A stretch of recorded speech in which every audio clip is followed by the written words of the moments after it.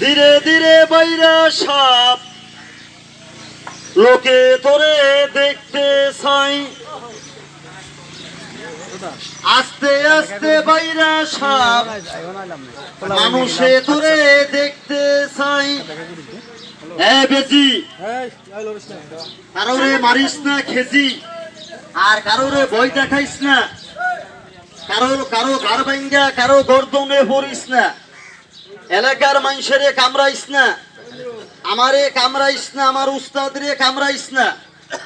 আর বাবা মুরগি সুরা কামড়াইবার মন চাইলে দুই একটা জোয়ান থুইয়া বুড়া দুরা ফাইলে ছাড়িস না, তাহলে হাতের বানটা ছাড়েন। সাপটা দেখেন বাইর করে, সাপটা বাবা আমি যেখান থেকে ধরছি জায়গার নাম করলে চিনবেন। আর বেদবি মাফ করবেন ভাই, সাপটা আমি 35টা ডিমের থেকে ধরছি। হ্যাঁ 35টা ভাই। মুরব্বী চাচা সকালবেলা ঘুম থেকে উঠে নামাজ পড়িয়া বাড়ির পিছনে গেছে ভাই লাকড়ি আনার লাগে, আর এই সাপে ভাই লাকড়ির ভিতরে দেয়া বীর পেছে বলিয়ে রয়েছে। আর যখন ভাই লাকড়ি রোয়ার লাগে হাত দিছে, এই সাপে মামা হাতের মধ্যে কামড় দিয়া বেশ মাইরা ধরছে। আর মুরব্বী চাচা ডোরের ছোটে দাড়ি মাইরা লাকড়ি টাকড়ি ফালাইয়া বাড়ির দিকে দৌড় মারছে। আমি বাজার আইছি খেলা লাগাইতে, আমার আয়া কি কয় জানেন?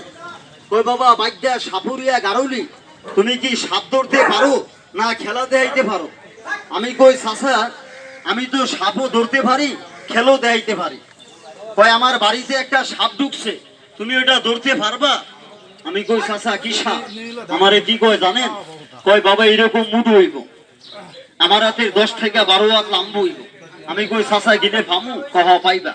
আমি লোকটার কথা শুইনা আমি লোকটার বাড়িতে গেছি মামা, যাইয়া দেখি দাদা এই হারাম দাদা সাপ নারকেল গাছের আগার ভিতরে বসিয়া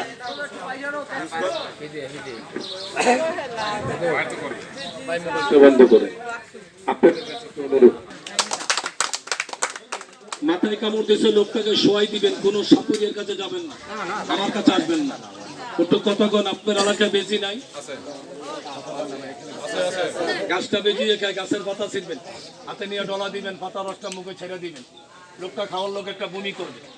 সাপের বিষটা সিনা যোগের মতন কালা হাত দিয়ে ধরবেন না, পকড়ে মেশাছে আগুনকে বিষটা জ্বলাই দিবেন, বোমের মতন আওয়াজ হবে, লোকটা ভালো হয়ে যাব। গাছে এতগুণ, গাছটার নাম কি? শুনতে যদি চান আমি নাম বলবো, একসাথে বলে নামটা বলবো।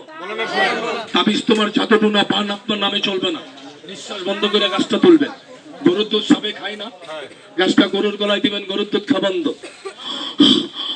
এটা কি রকম আম গাছ আছে নি?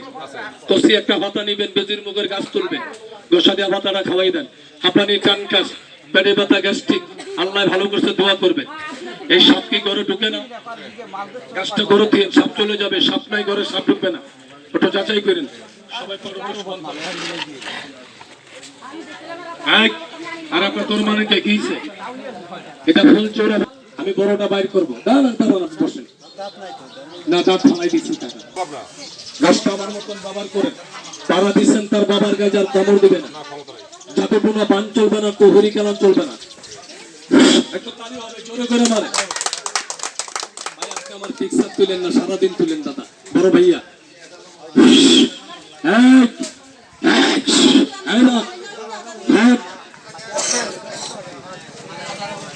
মুখ করেন,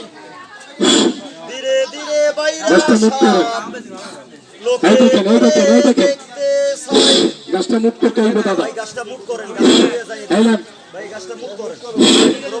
মুখ করতে হবে তাদের। এটা লজ্জাবতী গাছ, সাদা লজ্জাবতী গাছ, ঘৃণা করছেন দাদা আপনি। হ্যালো, গাছটা ঘরে রেখে দিবেন একটা সাপের জন্য।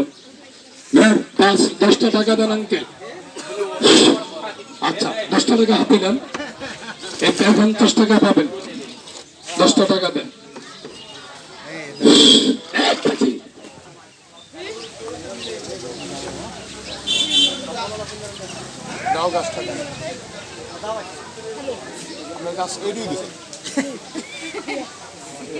একটা গাছ দিয়ে ভালো ছিল, এই গাছে বাঁচাইবো না, বাঁচানোর মালিককে। গাছটা যারা দিচ্ছে না একটা বড় গাছ দিয়ে হাত দুটো সমান করে সবাই আপনার ভিতরে আয় গাছটা বড় লাগে কালকে গেছ না বাড়ি